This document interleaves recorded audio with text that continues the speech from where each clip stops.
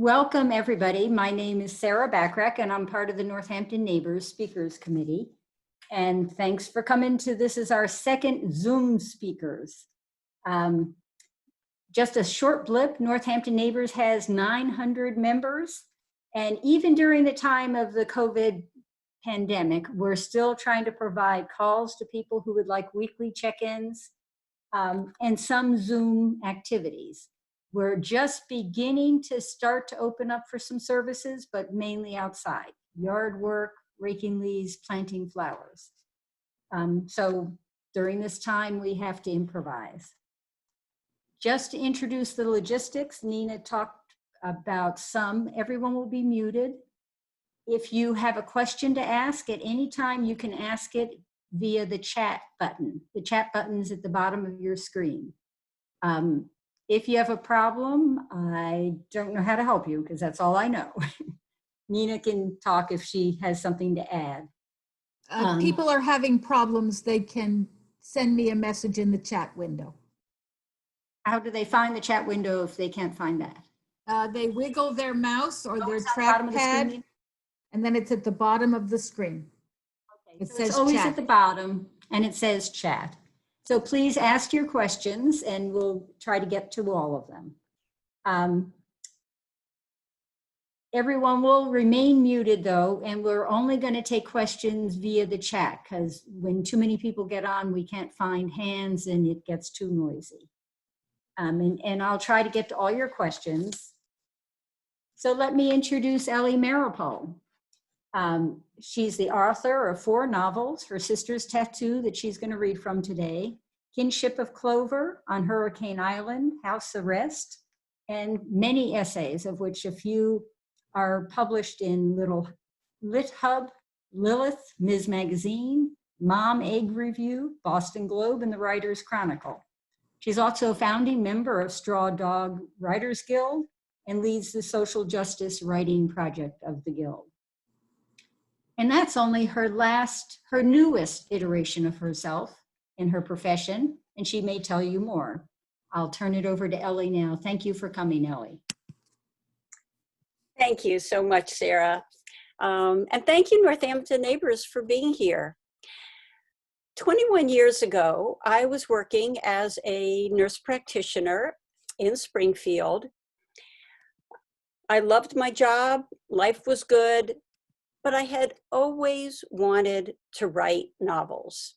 I read a lot, and sometimes I would finish a book and I would think, maybe I could do that.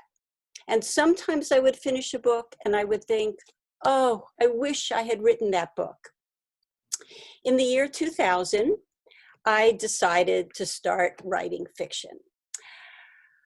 I was in my mid-50s and I had no clue how to start. I had never taken a creative writing class. I just really didn't know. So I found an ad in the back of an American Airlines magazine on a plane, and I signed up for an online workshop. I figured if I really sucked, then nobody would know. And so that was a safe way of trying it. I absolutely loved it. And I kept writing stories. For me, writing fiction is this mysterious and magical stew of memories, dreams, experiences, imagination. My novels all start with a spark, some small thing, a character, a set of eyebrows I see on a bus, a what if, and I never know where I'm going. I never outline. Kurt Vonnegut once said, the way to write a novel is to jump off a cliff and to develop wings on the way down. And that's the way it feels to me. It is exhilarating, it's exciting, it's frightening, and it's often surprising. That's one of the things I like best, is that my characters often will surprise me. So one of the first stories I wrote was about 2 12-year-old girls who meet at summer camp, and they discover that their mothers are sisters, They didn't know this. They didn't know each other. Their mothers haven't spoken to each other in a dozen years because of something that happened at an anti-Vietnam War protest. Well, I learned two things from writing that short story. First of all, I learned that it didn't want to be a short story. It wanted to be a novel. It was too complicated. It was too big. It was too important to me to be contained in 25 or 30 pages. So I kept writing, and I wrote a novel draft about these two girls and their mothers who were sisters. I found a local writing group. Some of you might know or even have written with Writers in Progress, Dory Ostermiller's group based in Florence. And I revised. But that taught me the second thing, which was I really didn't know how to write a novel. So I enrolled in a low residency MFA program, a Master of Fine Arts in Fiction. And I learned some craft, and I graduated from the program, and I published 3 other novels. And every time I sent a manuscript off to my editor, I would return to those sisters and their daughters. I would write another draft or 2. I couldn't get it right, but I couldn't let it go. So there are a few reasons for that, I think. One is that, as I said before, it's kind of a big story. It covers 35 years, 3 generations. It goes from the shtetls of Eastern Europe to the streets of the United States. It's told from multiple points of view. And it asks some big questions about moral issues. So I really wanted to keep digging and to get it right. I think the second reason is that while the characters are made up and the story is made up, a lot of the context of the novel comes from family stories that I learned as a child and from my own lived experience as an activist. The third is, I think, a reason common to a lot of people who start writing or maybe start any kind of artistic endeavor later in life.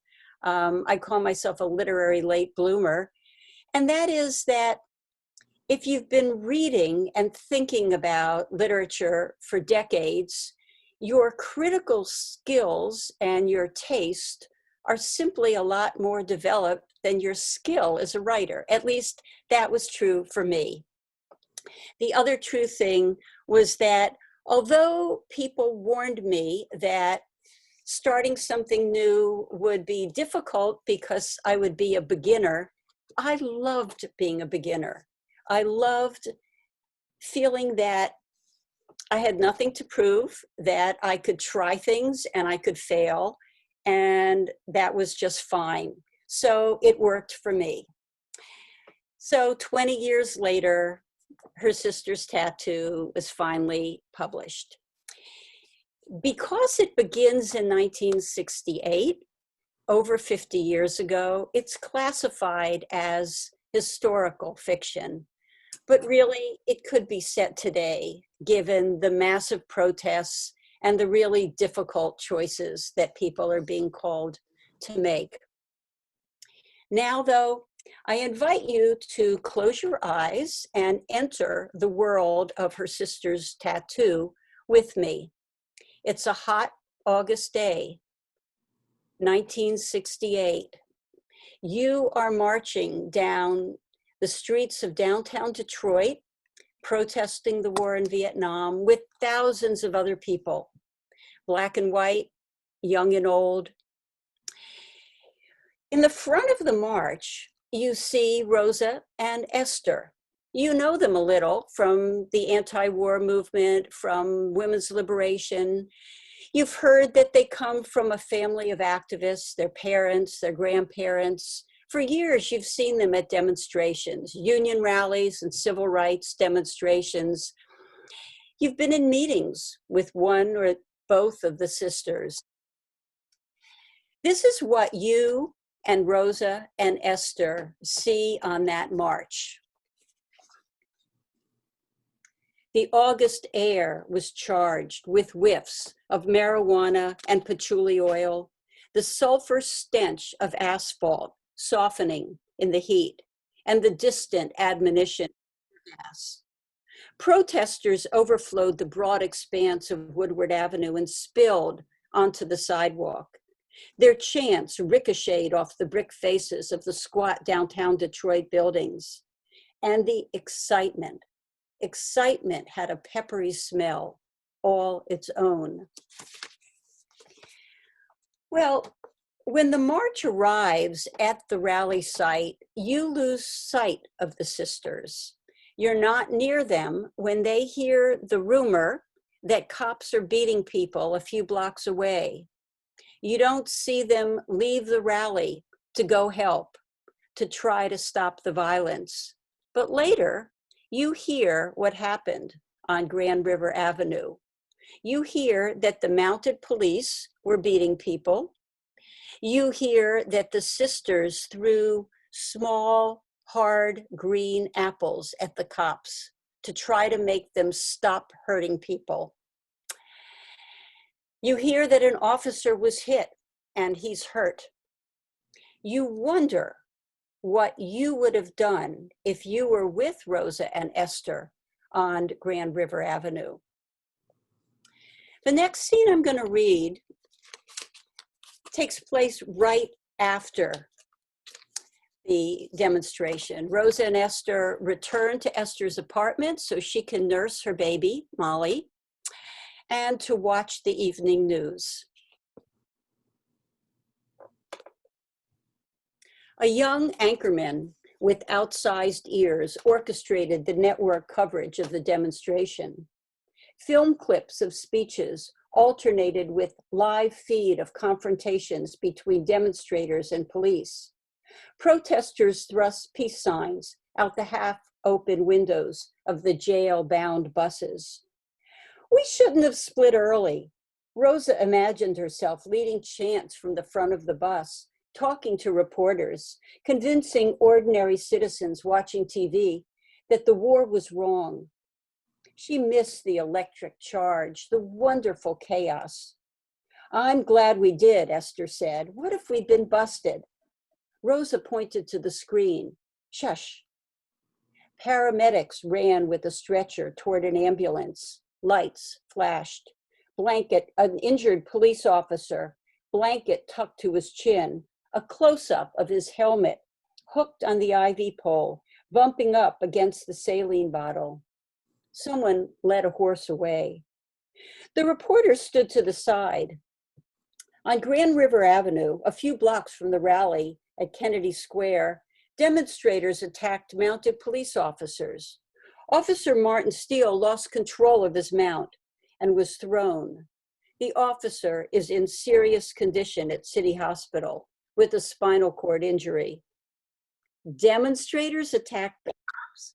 Rosa yelled at the television screen. What about cops cracking heads? She picked up her sandwich, looked at it, then put it back down. The anchorman introduced a wire service photographer who'd been eating at a restaurant on Grand River. We bring you an exclusive interview to shed some light on the tragic consequences of today's street fight. Street fight? Rosa grabbed two fistfuls of her hair. They were beating up unarmed citizens.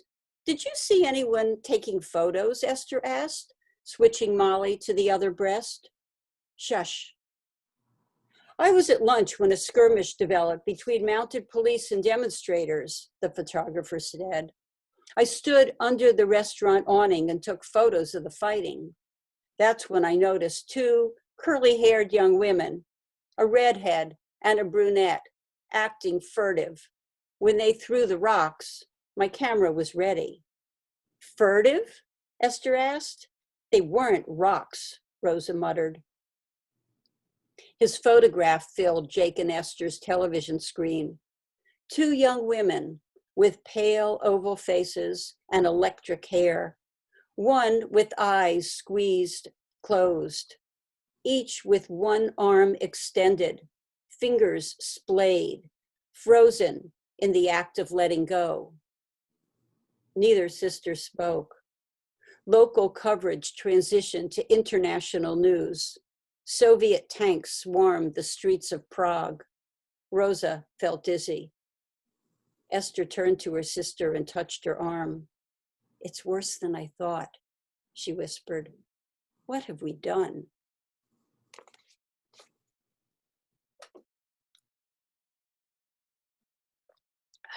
Well, that evening, the sisters are both arrested. They're charged with multiple serious felonies. Rosa wants a political trial. She sees it as another way to protest an unacceptable war. But Esther has a 5-month-old daughter. And one of those campers, by the way, I mentioned before, we'll come back to Molly. And she wants to stay out of prison. So Esther reluctantly accepts a plea bargain offer, which means that she must testify against her sister. And that sibling conflict is the other reason this book took 20 years to complete. That issue is really close to home for me, close to my family legacy. My husband, Robbie, is the younger son of Ethel and Julius Rosenberg, who were executed in 1953 for conspiracy to commit espionage. Robbie was 6 years old. The only trial testimony against his mother, against Ethel, came from her beloved younger brother, David Greenglass. David's testimony sent his sister to her death. Decades later, David Greenglass admitted on national television that he had lied, that he perjured himself. I've always been pretty obsessed with that sibling relationship. Ethel and David, Doovie, as she called him, were so close. How could he betray her? I've never wanted to write a novel about the Rosenberg case, and I didn't. That's not what this book is about. But I did want to explore the question of one sibling testifying against another.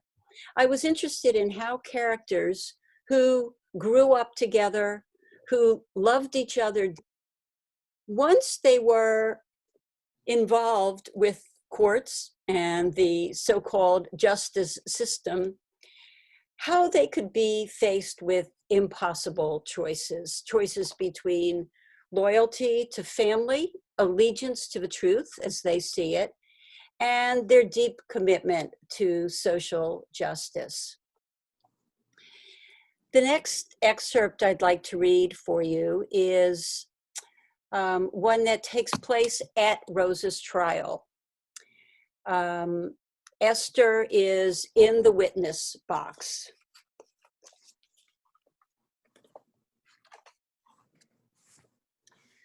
Rosa sat at the defense table between her lawyers, refusing to look in the direction of the witness box. Good thing, because Esther didn't think she could hold her face intact if their eyes met. Rosa's lawyer must have given her the same speech about how dressing conventionally in court made a good impression on the jury. Rosa wore a white blouse under a loose blue cotton jumper. Her hair was gathered in a matching ribbon, and she had attached a gold circle pin to the rounded Peter Pan collar. Esther stifled a smile. If the jury had X-ray vision, if they could see beyond the gold-plated circle, through the blue jumper and cotton blouse, they would be shocked. Because tattooed on Rosa's left breast was a small red star, 1/4 inch in diameter. Esther knew that tattoo well. It was the twin of hers. Getting matching tattoos had been Rosa's idea 2 summers before, when they hitchhiked to San Francisco with Maggie. At first, Esther had been appalled. Tattoos are for sailors and gang members. That's going to change, Rosa had said. You'll see. These tattoos will identify us as revolutionaries, will prove our commitment to the whole world. Esther had giggled. To whatever subset of the world we show our tits. Maggie had tried to reason with them about dirty instruments and infection and self-mutilation, but Esther didn't worry about pain or disease. She just wanted to capture the delicious moment and make it last. A tattoo is forever, she had thought, like a sister. Well, is a sister forever, no matter what?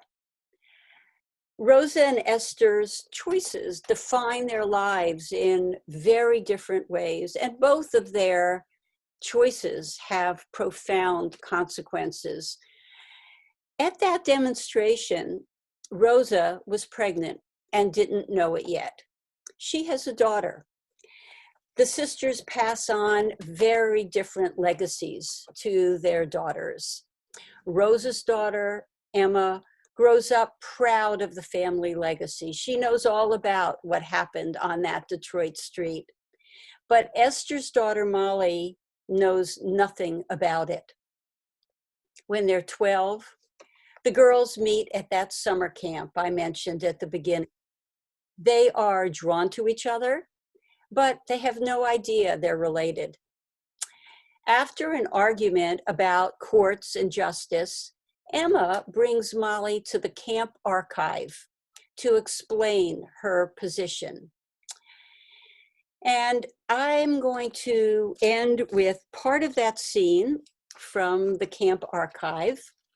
You need to know that Molly, Esther's daughter, the one who knows nothing about her mother's activism, is the narrator in this section, and in fact, for a good part of the last third of the book. Emma has just told Molly how her mother went to prison for hurting a cop. Emma shows her a newspaper article and shows her that photograph you saw before.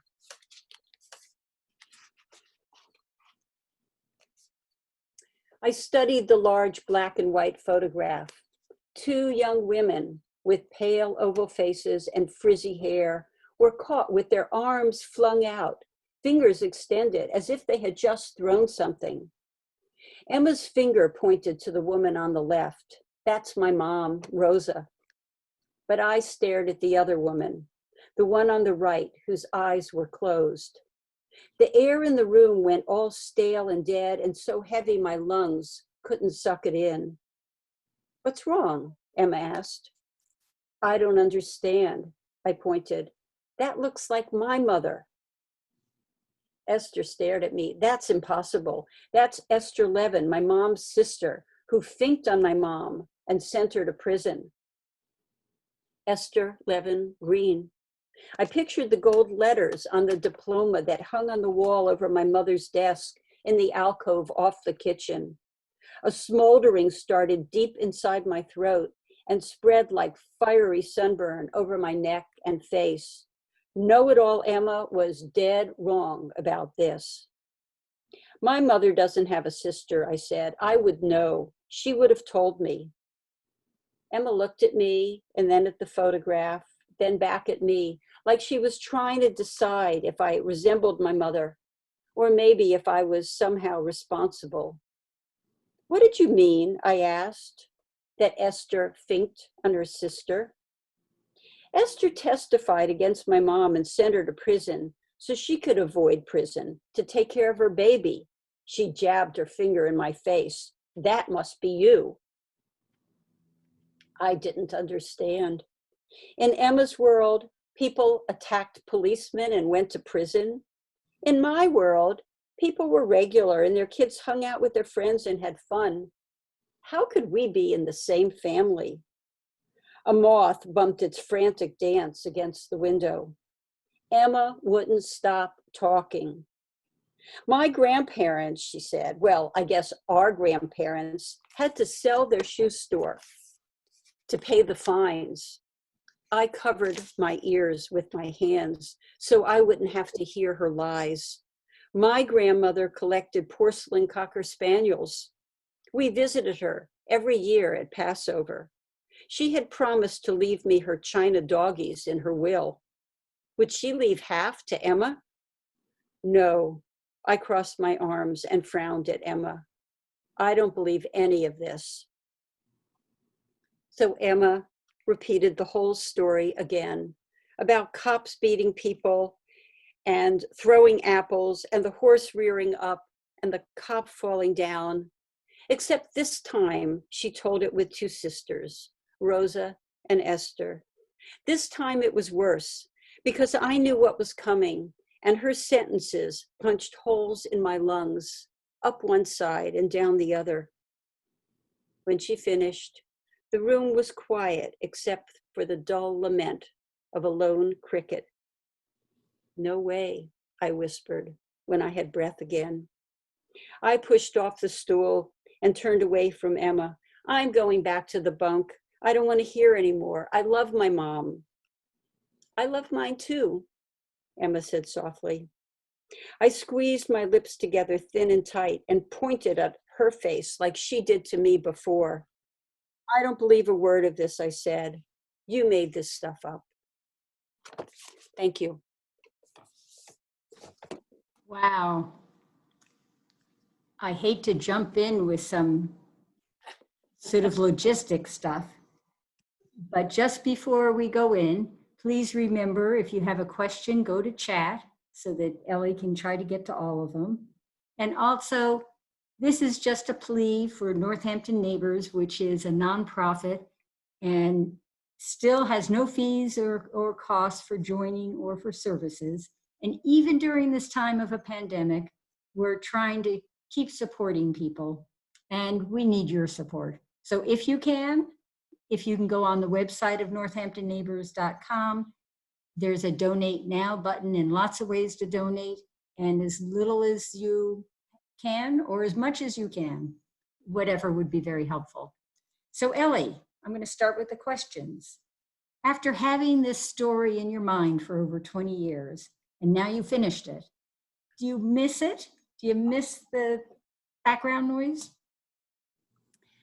I don't miss it yet because I'm spending 4 or 5 times a week doing things just like this. So I'm still living with the sisters and their story. I don't really know what it'll be like when I'm done promoting this book. I suspect I'm not finished with these characters. In fact, there was a section of the book, what we call a frame story, something that's at the beginning of the book and the end of the book and often referred to in between. And it was a story about the sisters in 2019 in our contemporary world.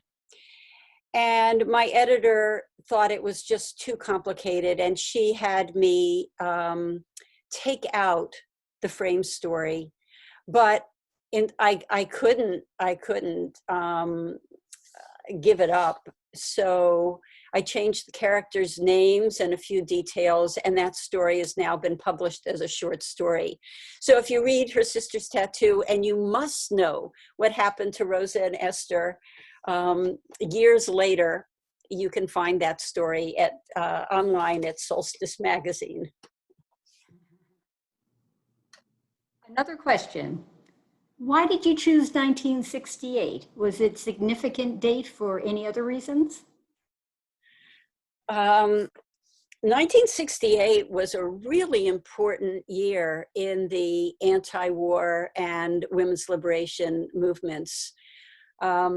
You know, this story takes place or begins in one of the most intense periods of protest that our country has had. Now, I wasn't prescient, and I didn't know the book would come out in another period that is turning out to be another very intense period of protest. But I chose it because it seemed to me that's the time when this story would be most likely to be recognizable as something that many people of my generation were part of. So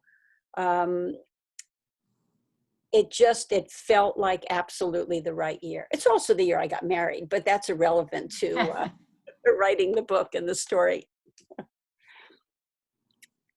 Now that the story is done, have you learned any surprising things about your characters that you didn't expect? I learned a lot of surprising things about my characters in the writing of the story. I'm not sure I have in the time since it's been published, which is not quite 2 months. But I think one of the reasons why this story took me such a long time to feel like I got it right was that I think when I started, Rosa and Esther were ideas more than fully developed characters. There was the sister who was really the badass and was going to keep going no matter what. And there was the sister who was the mom and had to take other people into account. I wasn't really satisfied with the characters until they felt like they were real people, until they were both complicated enough so they didn't really stand for something, but in fact were fully developed real people. Now you may say they're characters, they're not real people, but trust me, to me, they are real people. So it just took a long time. And now, honestly, when people ask me, which they often do, which character I like better, or which of the sisters I identify with more, I can honestly say I love them both. They both drive me crazy. They're both stubborn and they drive me nuts, but I really do both love and understand both of them and their choices pretty equally. That was a question someone asked. Which character was most challenging for you to develop? Well, Rosa was hardest, actually, of the two, because she is so intransigent. She is so committed that it's hard for her not to come across as as really self-righteous. And there are parts of her that are self-righteous, but she's much more than that. But so for me, the challenge was to make her also human and have the reader be able to see her as a person who did have self-doubts, even though she really wasn't going to let you in and let you know those doubts. How many years were there between the sisters, and did either of them have any other siblings that might have influenced them? No, only the two sisters, 3 years apart. And they were pretty close to their parents. This situation pretty much destroyed their parents because of how difficult things were between the sisters. But nobody else to get between them to help it out. You made an interesting point just in your talking, that it was the Vietnam War, it was the time of, and now we're in a different kind of war, and we're older. Do you think that your book can give all of us well, I'll speak for the question, many people feel a dilemma on, do they give up social distancing and join the effort because you want to, but we're of an age where we are the at-risk category. Does your book, do you think, help clarify a direction that someone could go in this day and age? You know, I think that fiction is better at asking questions than at answering them.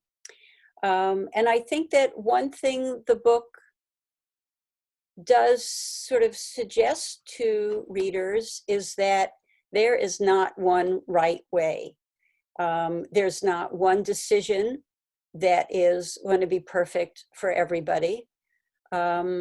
The sisters both managed to still be, in my opinion, good people, although they do things differently, and their ways of working for social justice turn out to be quite different.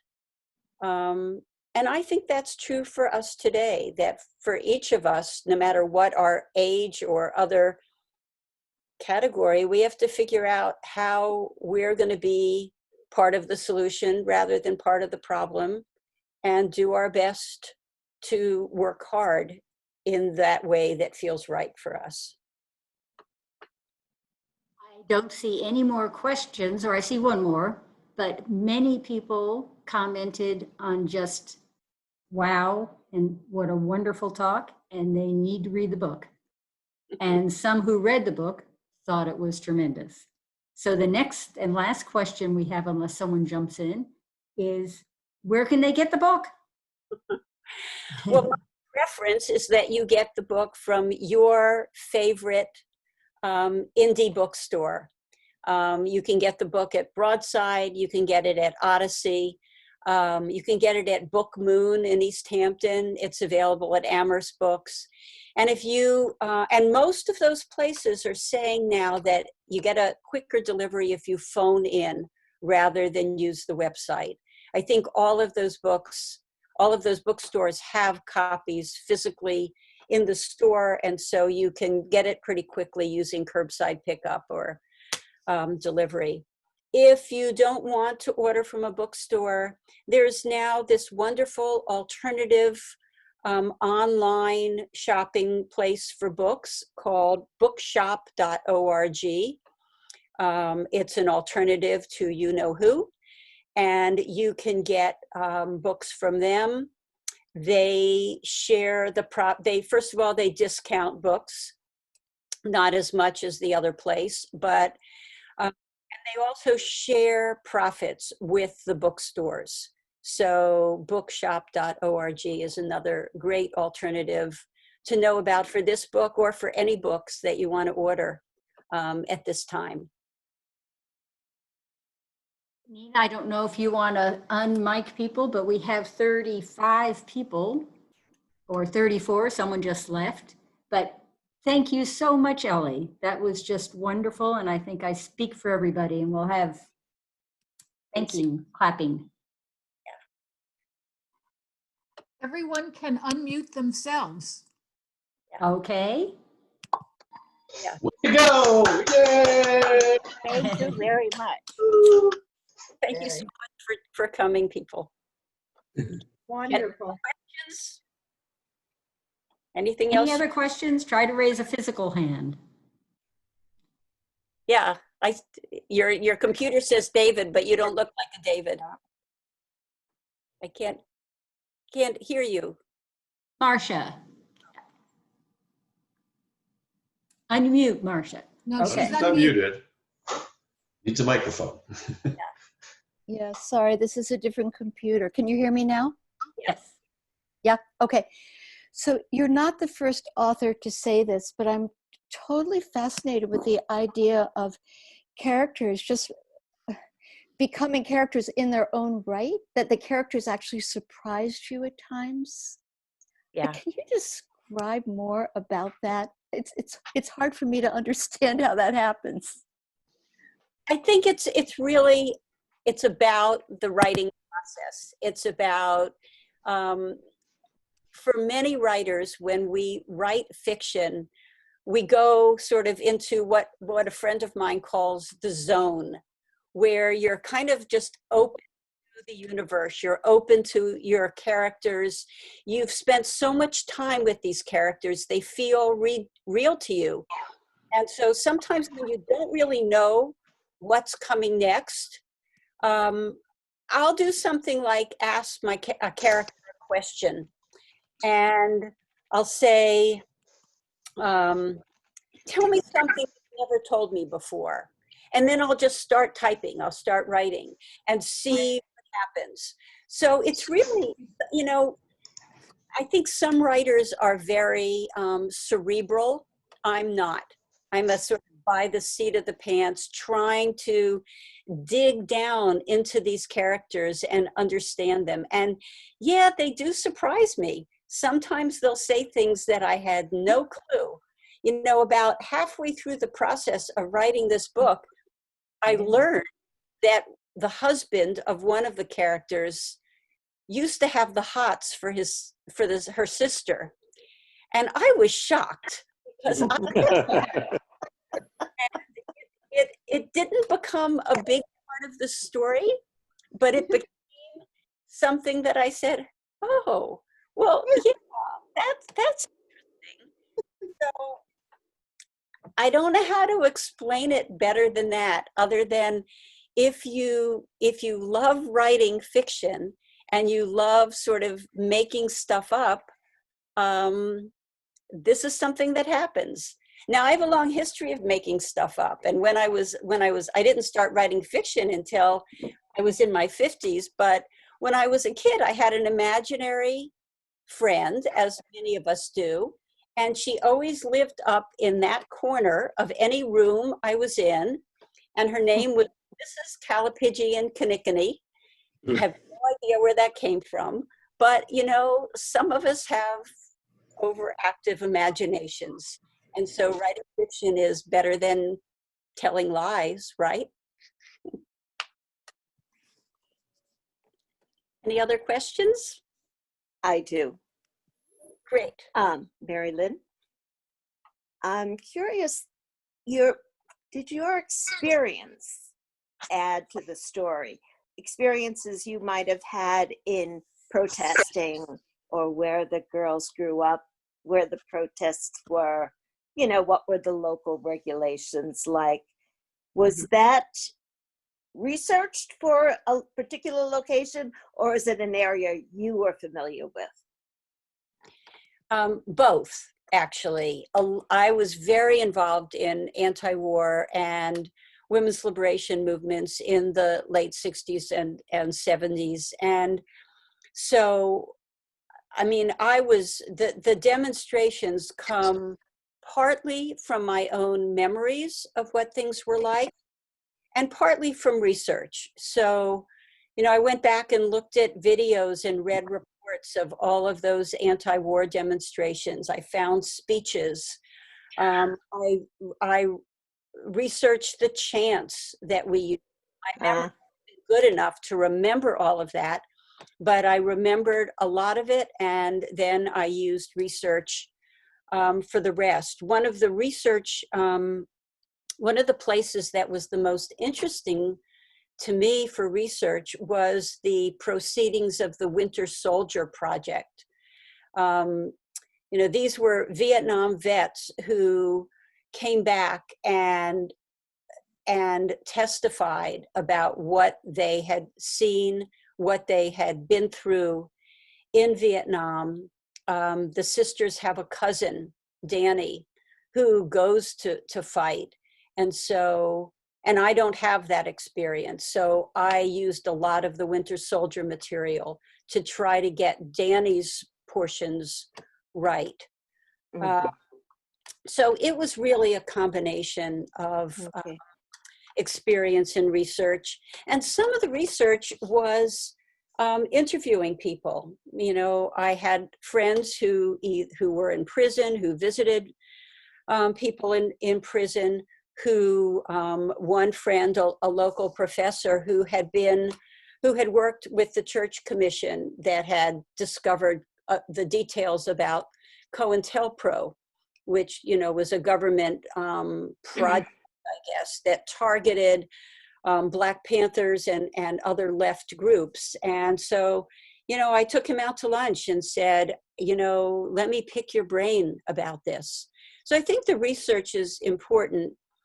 A lot of what I got from my own experience was the sensory details, what it smelled like, what it felt like, what emotions you feel when you are facing a line of National Guard with automatic rifles, the fear. So both. Thank you. So you're seat of the pants writer, only you research and do loads of edits. Well, yeah, you write, I write first. I almost always have a first draft that's written entirely from my imagination. So I know what the story is, more or less. And then I have to go back and research to get the details right. So yes, both. Anybody else? Yes, Naomi. No, it's a wonderful, wonderful talk. I can't wait to read the book. I haven't read it yet. But you talk a lot about how your experience in the 60s shaped the characters and your understanding, and not at all about how your life as a nurse practitioner might have shaped it, the intervening period in your life. Do you think there were ways that did too? Oh, what an interesting question. You know, my experiences as a nurse practitioner really shaped my first novel a lot, which was sort of about a medical ethical issue.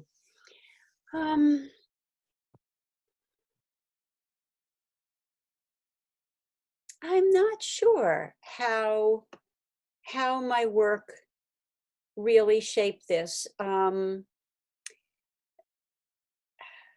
know, there are several characters who are medical providers of one sort or another, and there certainly are medical details that I didn't have to look up because I knew, but I don't really know the answer to that. It's a really interesting question, and I'll think about it, but I don't know the answer. Thank you for stumping me.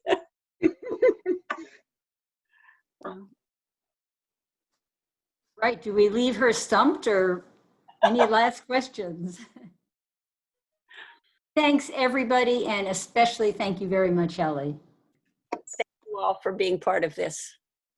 Thank you. Thank you.